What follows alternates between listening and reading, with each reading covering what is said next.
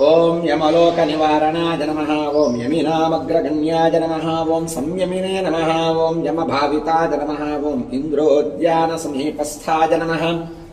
ओम इंद्रदिग्विषयाय नमः। ओम प्रभवे नमः। ओम यक्षरात्सरसीवासाय नमः। ओम अक्षय्यनिधिकोशकृते नमः। ओम स्वामितीर्थकृतावासाय नमः। ओम स्वामिध्येयाय नमः। ओम मधोक्षयाय नमः।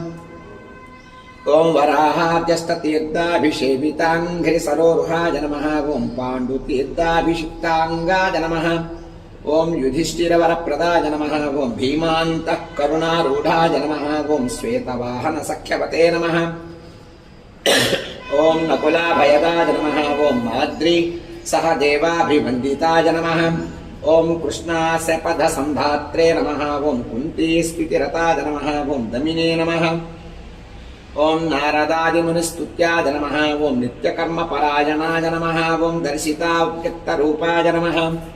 ओम वीणानादप्रमोदिताय नमः। ओम षट्कोटितीर्थचर्यावते नमः। ओम देवतीर्थकृताश्रयाय नमः। ओम बिल्वामलजलस्नायिने नमः। ओम सरस्वत्यम्बुसेविताय नमः। ओम तुम्बुरूदकसंस्पर्शजनच्चित्ततमोपहाय नमः। ओम मत्स्यवामनकूर्मादितीर्थराजाय नमः। ओम पुराणभृते नमः। ओम चक्रध्येयपदाम्बुजाय नमः। ओम शङ्खपूजितपादुकाय नमः। ओम रामतीर्थविहारिणे नमः। ओम बलभद्रप्रतिष्ठिताय नमः। ओम जामदग्निसरस्तीर्थजलसेचनतर्पिताय नमः।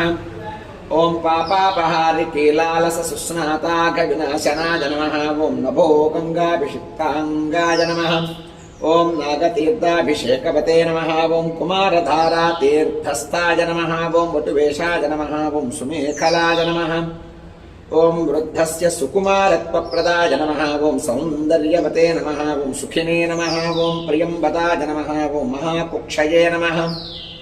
ओम इक्ष्वाकुकुलनन्दनाय नमः। ओम नीलगोक्षीरधाराभुवे नमः। ओम वराहाचलनायकाय नमः। ओम भरद्वाजप्रतिष्ठावते नमः।